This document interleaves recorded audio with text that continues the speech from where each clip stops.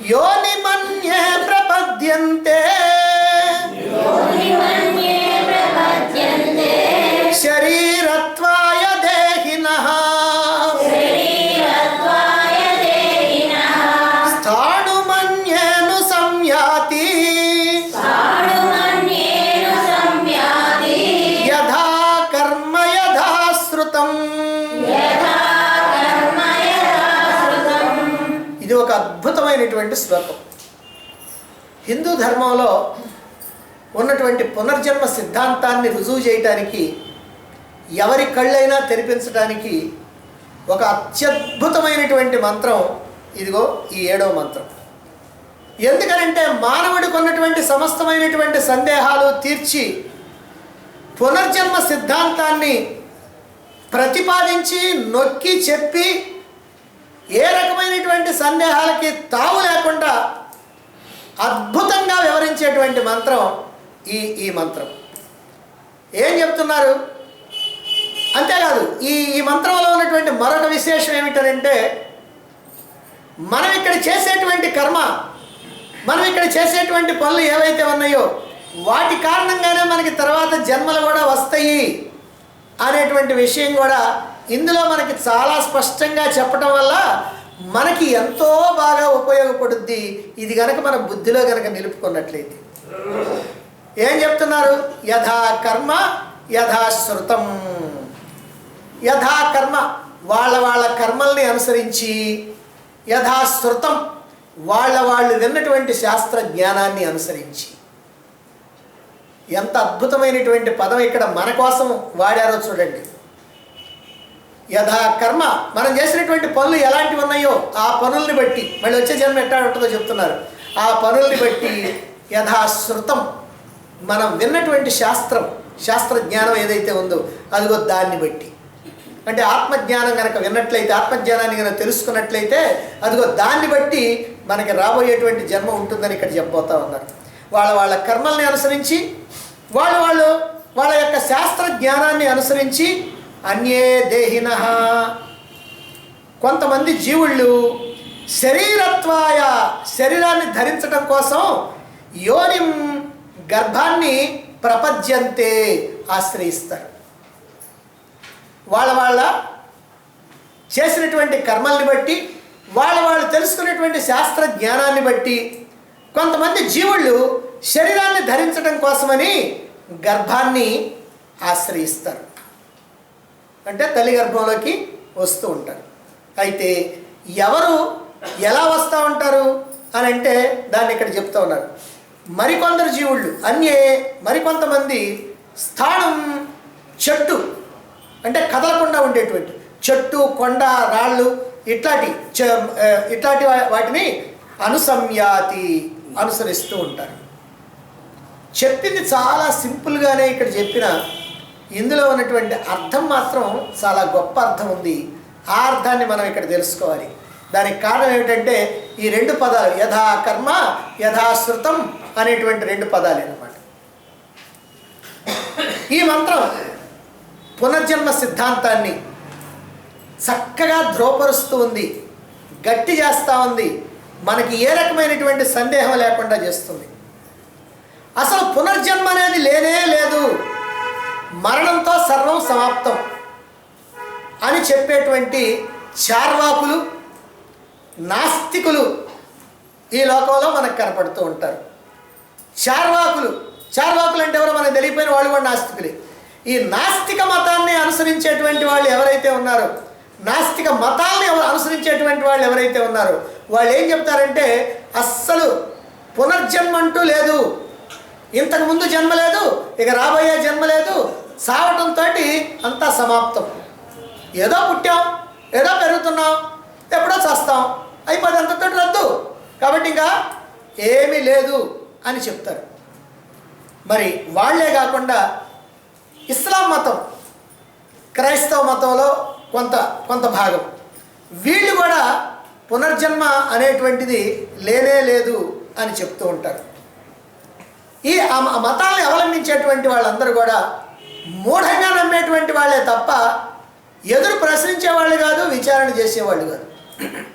ఇస్లాం మతంలో క్రైస్తవ మతంలో ఎదురు ప్రశ్నిస్తే వాళ్ళందరినీ కూడా పాపుల కింద పరిగణిస్తారు. పాపాత్ములు వాళ్ళు. ఎదురు ప్రశ్నించకూడదు. మత ప్రవక్త ఏం చెప్పాడో దాన్ని తూచా తప్పకుండా వింటారు, అంతే. పునర్జన్మ లేదు అని అంటే అంతే లేదు, ఉన్నది అని అంటే ఉన్నది, అంతేగాని ఎందుకు లేదు ఎందుకు ఉన్నది అయితే నేను ఇదిగోనండి ఈ మాట చెప్తున్నాను వినండి అంటే నువ్వు చెప్పే మాట నేను వినాల్సినటువంటి అవసరం లేదు అని చెప్పేటువంటి. కానీ హిందూ వేదాంతం అలాంటిది కాదు. హిందూ వేదాంతం ఎలాంటిది అంటే అసలు ప్రశ్న సమాధానం, గురువు చెప్పటం, శిష్యుడు వినటం, సందేహం ఉన్నప్పుడు అడగటం, అడిగితే ఆ సందేహానికి గురువు సమాధానం చెప్పాలి. ఇది హిందూ మతంలో ఉన్నటువంటి, హిందూ ధర్మంలో ఉన్నటువంటి ఈ పద్ధతి. అందుకనే ప్రతి ఉపనిషత్తును కూడా గురువు శిష్యుడికి బోధించినట్టుగా ఉంటుంది. ఉపనిషత్తుల సారమైనటువంటి భగవద్గీత కూడా గురువు శిష్యుడికి బోధించినట్టుగా ఉంటుంది. బ్రహ్మసూత్రాలు కూడా గురువు శిష్యుడికి బోధించినట్టుగా ఉంటుంది. ధర్మసూత్రాలు కూడా గురువు శిష్యుడికి బోధించినట్టుగా ఉంటుంది. ఆఖరికి వేద మంత్రాలు కూడా ఆ మంత్రాలను దర్శించినటువంటి మంత్రద్రష్టలైనటువంటి వాళ్ళు తమ యొక్క శిష్యుడికి బోధించినట్టుగా ఉంటుంది. కాబట్టి అంతా కూడా ఇది గురు పరంపరాగతంగా వచ్చేటువంటి జ్ఞానం. కానీ మిగిలినటువంటి మతాల్లో అలా కాదు. మేము ఏం చెప్తామో అది వింటమే, నువ్వు నోరెత్తకూడదు, నోరెత్తామంటే నువ్వు పాపాత్ముడివి అనేటువంటి మాట అక్కడ చెప్తూ ఉంటారు. ఎందుకనంటే ఇప్పుడు ఏ ముస్లిం పెద్దలనైనా మత పెద్దలనైనా మామూలు వాళ్ళని వద్దు, వాళ్ళకి తెలియదు పాపం, ఎందుకంటే వాళ్ళు చెప్పింది వినేవాళ్లే కదా. ఆ మత పెద్దలు ఎవరైతే ఉన్నారో వాళ్ళని ఒక్కసారి కదిలించండి.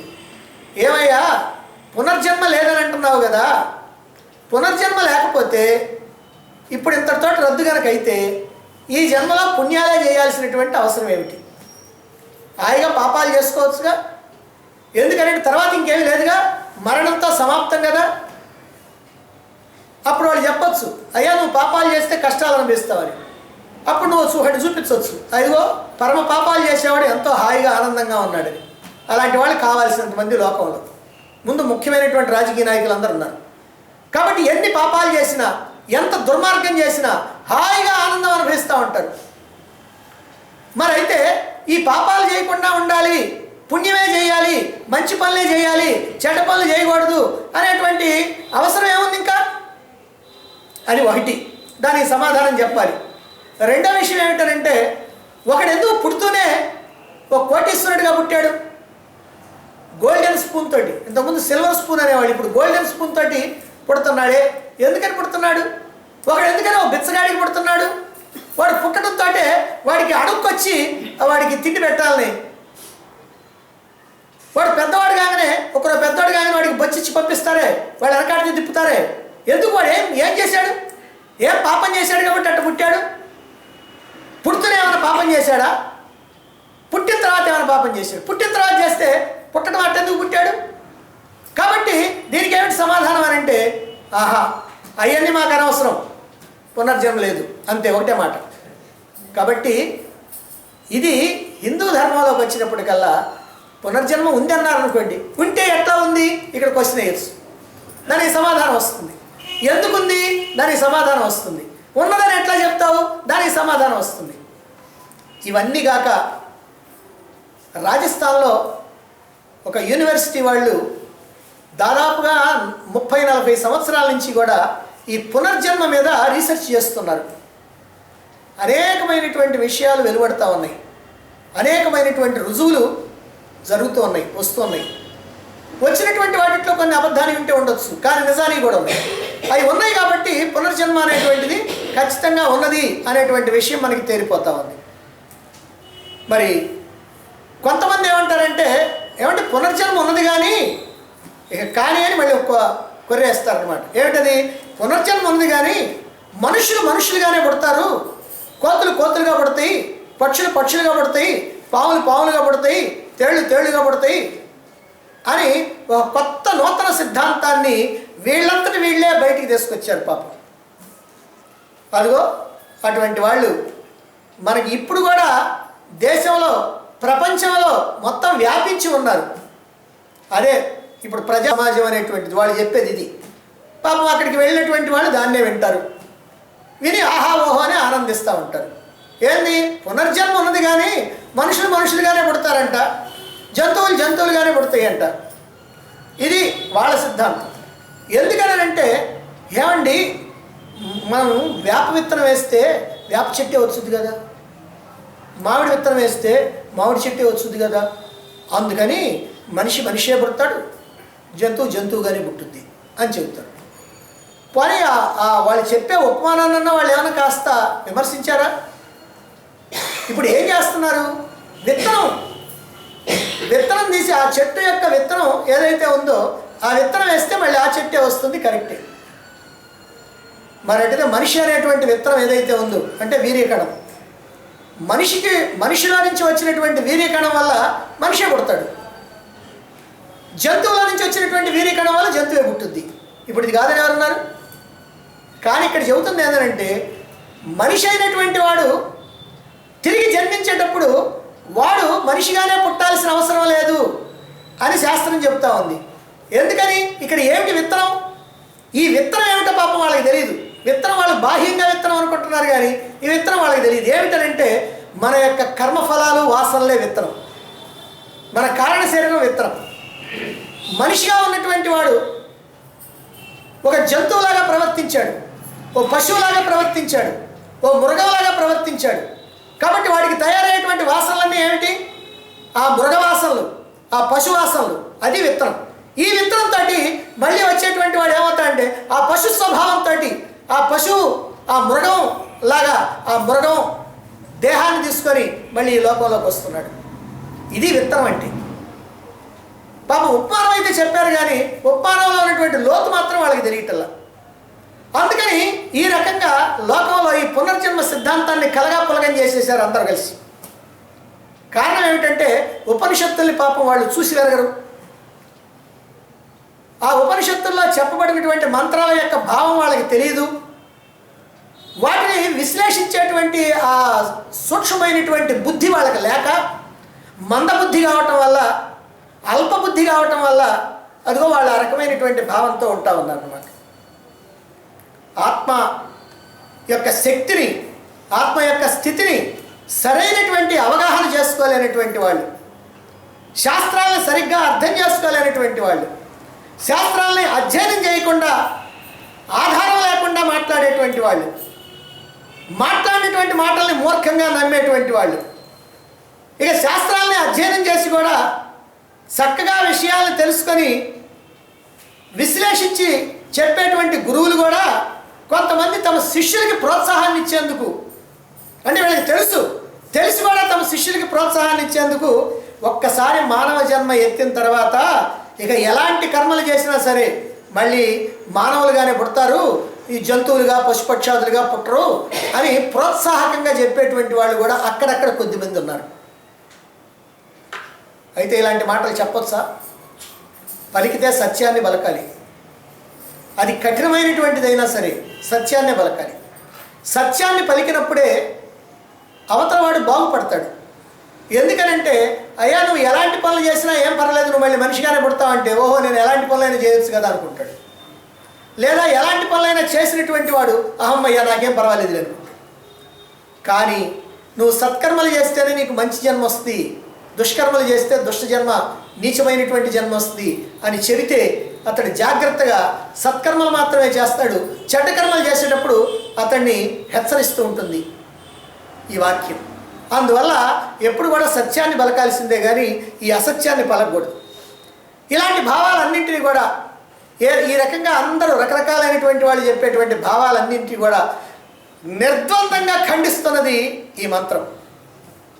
అలా ఖండించి మన యొక్క కళ్ళు తెరిపిస్తూ ఉన్నది. ఒకసారి మానవుడిగా జన్మించిన తర్వాత ఆ జీవుడు మానవ దేహంలో ఉండి చేసినటువంటి ఆలోచనలను బట్టి, అతడు చేసినటువంటి కర్మల్ని బట్టి, తెలుసుకున్నటువంటి శాస్త్ర జ్ఞానాన్ని బట్టి, చేసినటువంటి సాధనలను బట్టి తిరిగి మానవుడిగానూ జన్మించవచ్చు, పశుపక్షాదులుగానూ జన్మించవచ్చు, లేదా చెట్లు చేమలుగా, రాళ్ళు రప్పలుగా, కొండలుగా ఇలాగనూ పుట్టి వేల కొద్ది సంవత్సరాలు జడులుగా పడి ఉండవచ్చు. కాబట్టి మానవుడిగా జన్మించినటువంటి వాడు తాను చేసినటువంటి ఆలోచనలకి అనుగుణంగా, తాను చేసినటువంటి కర్మలకి అనుగుణంగా, తాను తెలుసుకున్నటువంటి శాస్త్ర జ్ఞానానికి అనుగుణంగా రకరకాలైనటువంటి జన్మలు వస్తాయి అని ఈ మంత్రం చెబుతున్నది. ఈ మంత్రంలో ఉన్నటువంటి భావాన్ని మనం సరిగ్గా అర్థం చేసుకోవాలి. ఈ ధర్మ సూక్ష్మాన్ని బట్టి, ఈ కర్మ నియమాన్ని బట్టి రామాయణంలో అహల్య బండరాయిగా మారి కొంతకాలం ఉంది. ఎంతకాలం ఉంది అని అంటే అసలు రాముడే పుట్టల, ఎప్పుడో కృతయుగంలో జరిగినటువంటిది అహల్య కథ. మరి రాముడు పుట్టింది ఎప్పుడు? త్రేతాయుగంలో పుట్టాడు. మరి త్రేతాయుగం దాకా అంటే కృతయుగం 17,28,000 సంవత్సరాలు. మరి కృతయుగంలో అయిపోయి త్రేతాయుగంలో దాదాపుగా సగానికి పైన అయిపోయి ఎప్పుడో రాముడు పుట్టి, ఆ రాముడు అలా విశ్వామిత్రుడి వెంట వస్తూ వస్తూ ఇదిగో ఈ గౌతముని ఆశ్రమంలో గుండా వస్తూ ఆయన యొక్క పాద స్పర్శకి అదిగో బండరాయి కాస్త మళ్ళీ అహల్యగా మారిపోయింది. అంటే ఇక్కడే బండరాయిగా మారవచ్చు అని చెప్పాల్సినటువంటి అవసరం ఏమిటనంటే ఇదిగో ఈ సిద్ధాంతాన్ని రుజువు చేయటం కోసం. అలాగనే భాగవతంలో గజేంద్ర మోక్షం కథ ఉంది. గజేంద్రుడు ఎవరు? ఇంద్రద్యుమ్నుడు అనేటువంటి రాజు, పరమ భక్తాగ్రేసరుడైనటువంటి రాజు. ఏదో చేసినటువంటి చిన్న తప్పు వల్ల అతడు గజరాజుగా పుట్టాడు, అంటే పశువుగా జన్మించాడు. అట్లానే హుహుహు అనేటువంటి గంధర్వుడు, ఆ గంధర్వుడేమో అతడు చేసినటువంటి తప్పు కారణంగా మొసలిగా జన్మించాడు. అంటే అర్థం ఏంటనమాట? మనిషి మనిషిగానే పుట్టాల్సినటువంటి పని లేదు. అదిగో జంతువుగా, అంటే అక్కడ ఏనుగ్గా పుట్టాడు, ఒకడు ఏనుగ్గా పుట్టాడు, ఒకడు మొసలిగా పుట్టాడు. ఇవెందుకు చెప్పారు మనకి? వేదాల్లో చెప్పబడినటువంటి శాస్త్ర జ్ఞానం ఏదైతే ఉందో దాన్ని అర్థం చేసుకోవటం సామాన్య మానవుడికి కష్టం కనుక పురాణాల ద్వారా, ఇతిహాసాల ద్వారా కథల్నిగా చెప్తూ ఆ కథల ద్వారా అదిగో ఆ వేదాల్లో ఉపనిషత్తుల్లో ఉన్నటువంటి భావాన్ని మనకు అందించారనమాట. దీన్ని బట్టి మనకి ఏమర్థమవుతుందనంటే ఒక మనిషిగా పుట్టినటువంటి వాడు తిరిగి మళ్ళీ జంతువుగా పుట్టవచ్చు అనేటువంటి విషయం మనకి ఇక్కడ అర్థమవుతుంది. అలాగనే భాగవతంలోనే జడభరతుడి కథ ఉంది.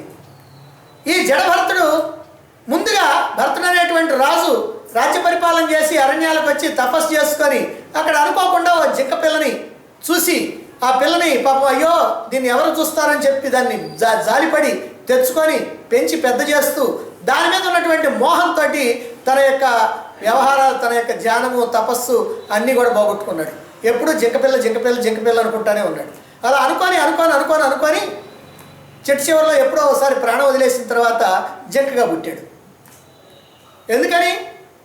అదిగో ఇప్పుడు చెప్పుకున్నామే, ఏ రకమైనటువంటి కర్మలు చేస్తున్నాడో, ఏ రకమైనటువంటి శాస్త్రజ్ఞానాన్ని తెలుసుకుంటున్నాడు, అదిగో దాన్ని బట్టే తర్వాత జన్మ. ఆయన ఏం చేశాడు? జింకను తలుచుకుంటాం అన్నాడు కాబట్టి జింకగా పుట్టాడు. మనం కుక్క పిల్లలు తలుచుకుంటాం, ఇంట్లోకి బ్రహ్మాండమైనటువంటి అల్సేషన్ దాకా తెచ్చుకున్నామని కుక్క పిల్లని తలుచుకుంటాం. పోయేదాకా పాపం దాన్ని ఆడించుకోవటం, దానికి తిండి పెట్టడం, దాని వ్యవహారాలు ఆలోచించడం, ఎవరితోటన్నా మాట్లాడితే మా అల్సేషన్ అండి, మా డాగ్ అండి, లేకపోతే మా జిమ్మి అండి, మా కిమ్మి అండి అని చెప్పి అదిగో దాని గురించి కథలుగా చెప్తాడు.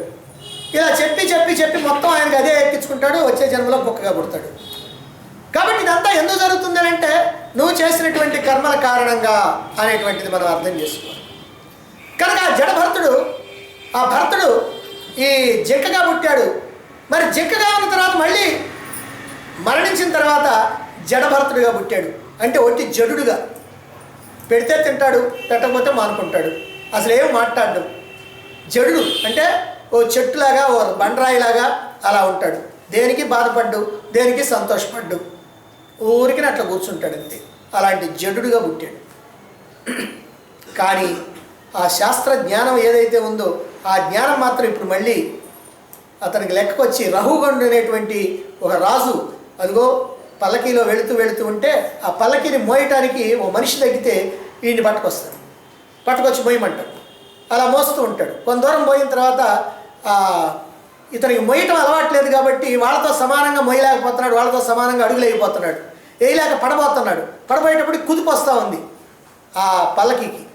అందుకని అరే నువ్వు మనిషివా గొడ్డువా, ఏంది నువ్వు చేస్తావన్నది అని చెప్పి తిడతాడు ఆ రాజు. అప్పుడు ఈయన ఏదో ఒక్క మాట అనేటప్పటికల్లా ఆ రాజు కళ్ళు తెరుచుకుంటే వచ్చి కాళ్ళ మీద పడతాడు. ఇక అప్పుడు తాను చెప్పదలుచుకున్నటువంటి విషయాలు చెప్తాడు. అంటే ఇక్కడ మనకి ఏం తెలుస్తుందనంటే ఒక ఒక వ్యక్తి తాను చేసినటువంటి కర్మలు ఏవైతే ఉన్నాయో, తాను చేసినటువంటి ఆలోచనలు ఏవైతే ఉన్నాయో, ఆ ఆలోచనలకు అనుగుణంగా, ఆ కర్మలకు అనుగుణంగా వచ్చేటువంటి జన్మలు వస్తూ ఉంటాయి. అంతే తప్ప మనిషి మనిషిగానే పుడతాడు, కుక్క కుక్కగానే పుట్టుద్ది, నక్క నక్కగానే పుట్టుద్ది, వాటి కర్మ అంతే. ఎందుకయ్యా అంతే వాటి కర్మ? అంతే వాటి కర్మ. ఎందుకయ్యా నువ్వేం మాట్లాడబాకు, అంతే నీ కర్మ ఇంతే, వాటి కర్మ అంతే అని అంటాడు. ఇది ఎక్కడి న్యాయం? తెలిస్తే చెప్పాలా, తెలియకపోతే తెలుసుకొని చెప్పాలా. తెలియకపోతే తెలియదని నమస్కారం పెట్టి తెలిసిన వాళ్ళ దగ్గర తెలుసుకోవయ్యా అని చెప్పాలి. లేకపోతే వీళ్ళందరూ గురువులు కాదు, బరువులు. కనుక ఇది మనం ఇక్కడ మళ్ళీ వచ్చేటువంటి జన్మల గురించి చెప్పుకున్నటువంటి, అంటే కర్మల్ని బట్టే జన్మలు వస్తాయి అనే విషయం ఇక్కడ తెలుసు.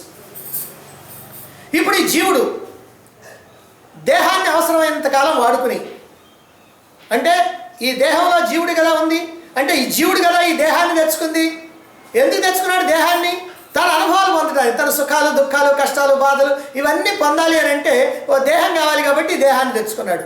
కాబట్టి జీవుడి దేహాన్ని తెచ్చుకొని అవసరమైనంత కాలం, అంటే అతను ఎంతకాలం అయితే ప్రారంభ కర్మలు ఉన్నాయో అంతకాలము దీన్ని వాడుకొని, ఆ ప్రారంభ కర్మలు అయిపోయిన తర్వాత ఇక ఈ దేహం ఇతనికి పనికిరాదు కనుక ఈ దేహంలో నుంచి బయటకు వెళ్ళిపోతాడు. వెళ్ళిపోయి ఎక్కడుంటాడు? అవ్యక్తంలో ఉంటాడు.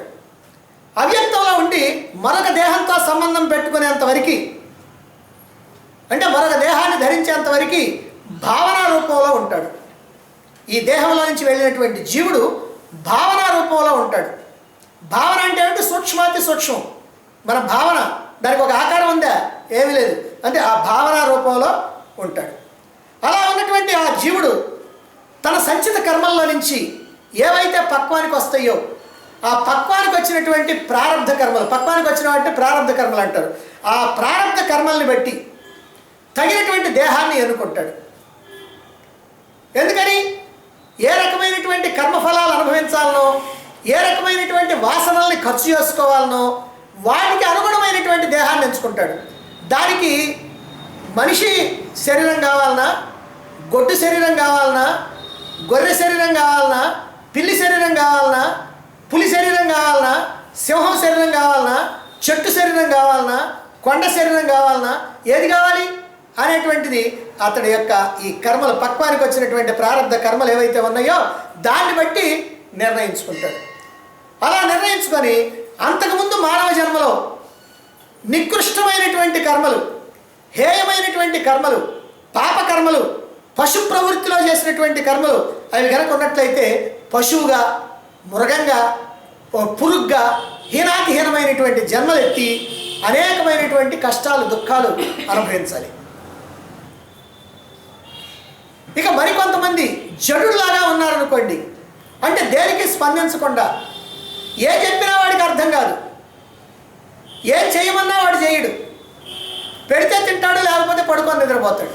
అది ఇలా జడుడుగా అనుకున్నాడు అనుకోండి, అటువంటి వాడికి, అటువంటి ఆ బుద్ధి కలిగినటువంటి వాడికి మళ్ళీ వీడికి మానవ జన్మ అవసరం లేదని జడుడుగా జన్మిస్తాడు. అంటే ఓ కొండగానో, ఓ బండరాయిగానో, ఓ చెట్టుగానో అలా జన్మించి కొన్ని వేల సంవత్సరాలు, లక్షల సంవత్సరాలు అలా పడి ఉంటాడు. మరి ఇంకా కొన్ని సత్కర్మలు, కొన్ని దుష్కర్మలు, కొన్ని పాపకర్మలు, కొన్ని పుణ్యకర్మలు ఇలా చేసినటువంటి వాడు, ఇప్పుడు మనం ఎవరు చెప్పుకున్నాం? అచ్చగా పాపకర్మలు, దుర్మార్గాలు, దుష్టులు, పైశాచిక ప్రవృత్తి, రాక్షస ప్రవృత్తి ఉన్నటువంటి వాడిని చెప్పుకున్నాం. అలా కాకుండా కొన్ని మంచి పనులు చేసేవాడు, కొన్ని చెడ్డ పనులు చేసేవాడు. ఎవరైనా మంచివాడు కనుపడినప్పుడు మంచి మాట చెప్తే దాని ప్రకారం నడుచుకుంటాడు. ఎవరైనా చెడ్డవాడు కనుక తోడైతే వాడి సహవాసం బట్టి అలా చెడిపోయి చెడ్డ పనులు చేస్తూ ఉంటాడు. ఇలా ఉన్నటువంటి వాడు మరి వాడు ఎలా పుడతాడండి అని అంటే వాడు మానవ దేహాన్ని ధరిస్తాడు. ఈ మానవ దేహాన్ని ధరించి చేసినటువంటి మంచి పనులకేమో సుఖాన్ని, చేసినటువంటి చెడ్డ పనులకేమో దుఃఖాన్ని. అందుకనే ప్రతి మానవుడు కూడా ఈ లోకంలో కాస్త సుఖాన్ని, కాస్త దుఃఖాన్ని పొందుతాడు. అచ్చంగా సుఖాన్ని పొందేవాడు కానీ, అచ్చంగా దుఃఖాన్ని పొందేవాడు కానీ ఎవరైనా ఒక్కడున్నాడా ఈ లోకంలో? నాకు అసలు ఏ దుఃఖం లేదండి, నేను హాయిగా ఆనందంగా ఉంటాను, ఎప్పుడు అస్సలు బాధపడే పనే లేదు అని అనుకునేవాడు ఎవడైనా ఒక్కడున్నాడా? లేడు.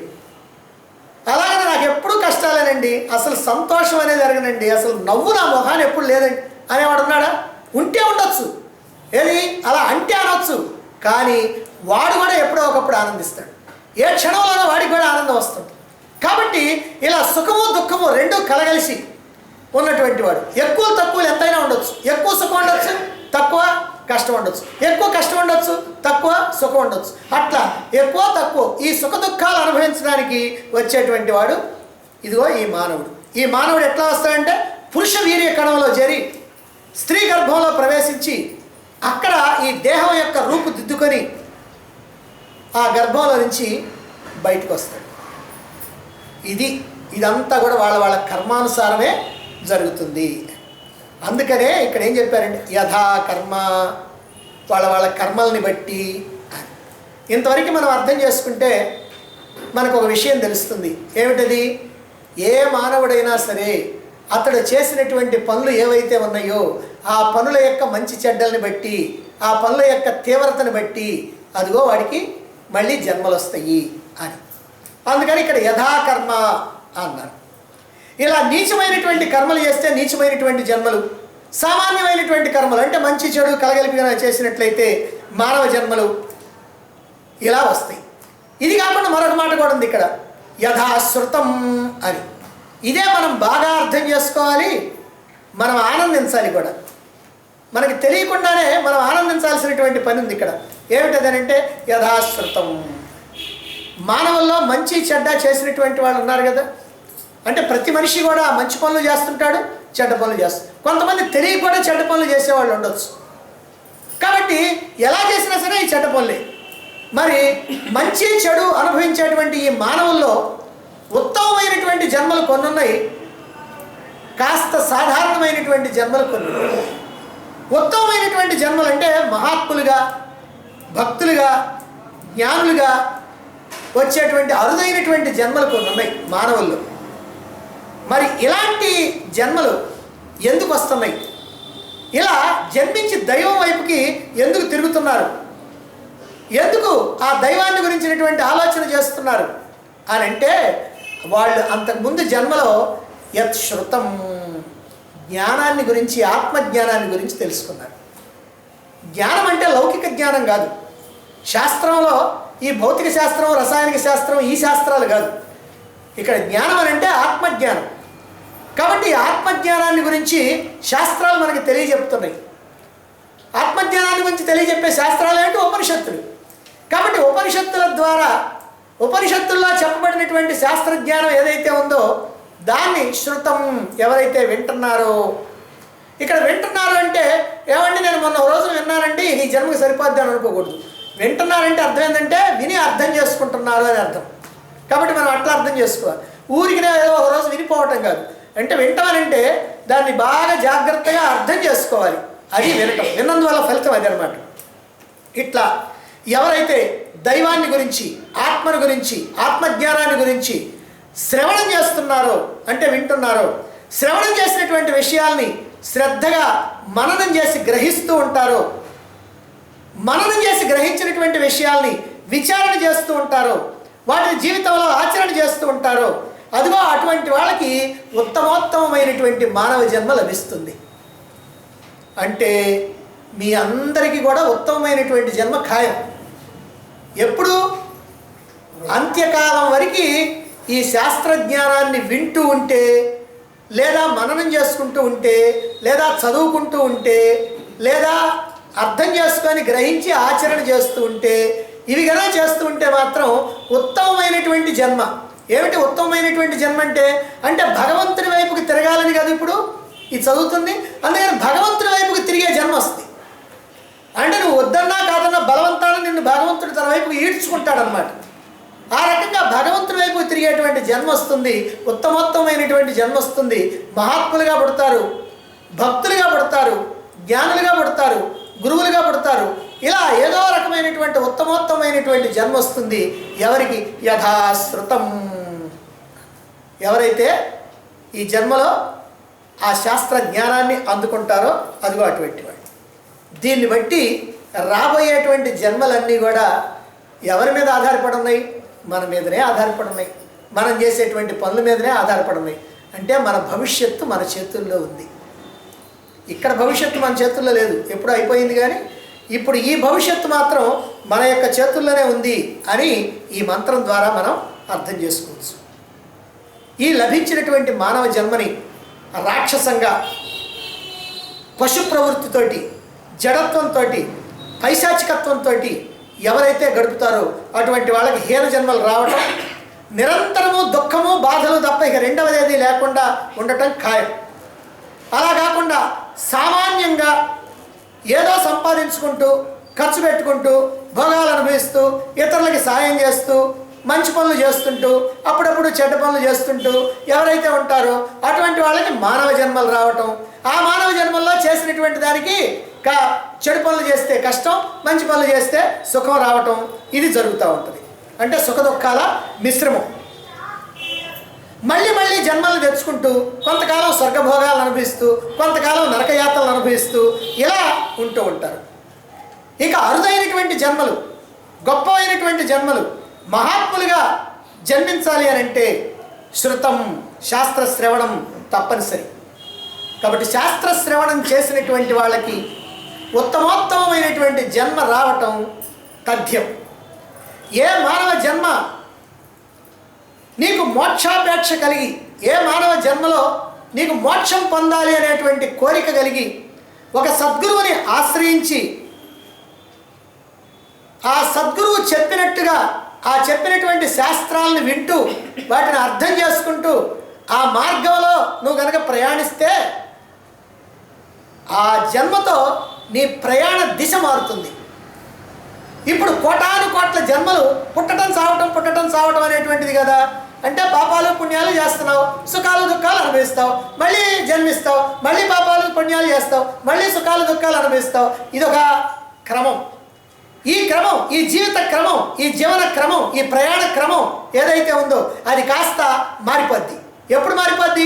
ఏ జన్మలో అయితే నువ్వు శాస్త్ర శ్రవణం చేస్తావు, ఏ జన్మలో అయితే నువ్వు సద్గురువుని ఆశ్రయిస్తావు, ఏ జన్మలో అయితే తెలుసుకున్నటువంటి శాస్త్ర జ్ఞానాన్ని నువ్వు అనుభవాలు తెచ్చుకోవడానికి ప్రయత్నం చేస్తావు, ఇలా చేసినప్పుడు లేదా కనీసం ప్రయత్నం చేయలేకపోయినానని పశ్చాత్తాపం చెందుతావు, అదిగో ఆ జన్మతో నీ ప్రయాణ దిశ మారిపోతుంది.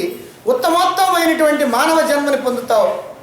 అంటే నీవు ఆత్మకు దగ్గరై ఆత్మానుభూతిని పొందటానికి తగినటువంటి అన్ని అవకాశాలు ఉన్నటువంటి ఆ మానవ జన్మ నీకు వస్తుంది. అయితే ఆ జన్మలోనే తప్పకుండా మోక్షాన్ని పొందుతావా అంటే నీ యొక్క సాధన తీవ్రతను బట్టి ఆ జన్మలోనే పొందొచ్చు, లేదా ఆ తర్వాత జన్మలోనైనా సరే పొందటం తథ్యం. అందువల్ల అపురూపంగా లభించినటువంటి ఈ మానవ జన్మని శాస్త్ర శ్రవణానికి, ఆత్మజ్ఞానాన్ని పొందటానికి, ఒక సద్గురువుని ఆశ్రయించడానికి వినియోగించుకోవాలి. అలా ఎవరైతే వినియోగించుకుంటారో అటువంటి వాడే ఈ జన్మని సార్థకం చేసుకున్నటువంటి వాడు.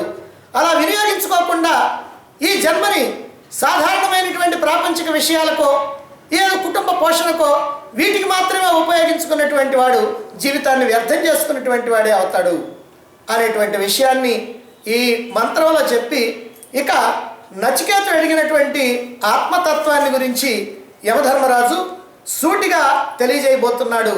ఈ ఆత్మతత్వాన్ని గురించి అలా గనక మనం ఈ చెప్పినటువంటి విధానాన్ని కనుక తెలుసుకున్నట్లయితే ఆత్మలో నిలవటానికి ఓ చక్కని అవకాశం కుదురుతుంది. అదేమిటో 8వ మంత్రం నుంచి ప్రారంభమవుతుంది. రేపు చెప్పుకుందాం.